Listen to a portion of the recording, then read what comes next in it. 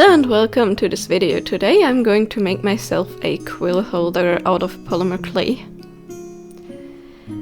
Now I'm starting off by making a basic shape for the base. So basically just flat and a slight bit of rounded edges. It's not that easy to do this with clay without having like cookie cutters or something like that, but I think in the end it turned out pretty well.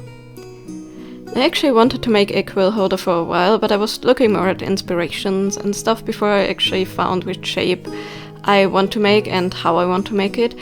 And I decided on a very simple one with just a slightly tilted holder, and to make it I basically wrapped a pencil that would fit the quill very well in tinfoil, and then I'm gonna just wrap the clay around, and then later on, after I put that onto the stand, I'm gonna remove the tinfoil again.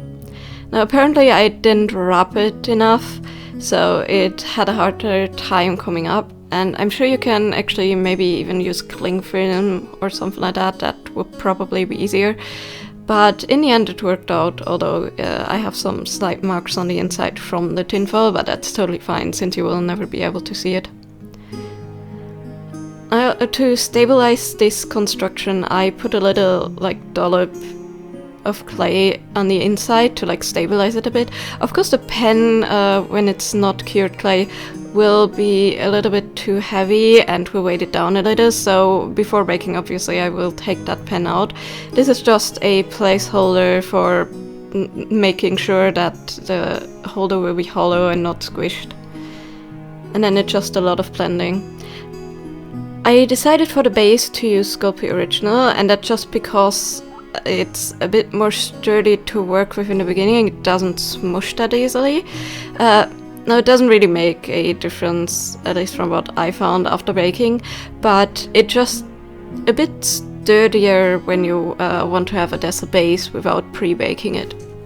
And then for my little fox that I'm gonna add onto it, I use some Sculpey Medium because that's just way easier to blend and work with, and it's overall way more pleasant for detailed sculpting than Sculpey Original.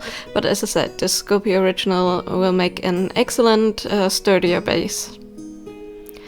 And all I did was basically just search for a reference on my phone that I liked of a fox, and then I'm trying to make the basic shape out of clay, just modeling, going back and forth, refining the shape of the face, of the body, and all that. And after a while I got the basic fox shape done, although in the middle it kind of looked like I make a pig snout or something like that, but I still think it turned out really cute in the end.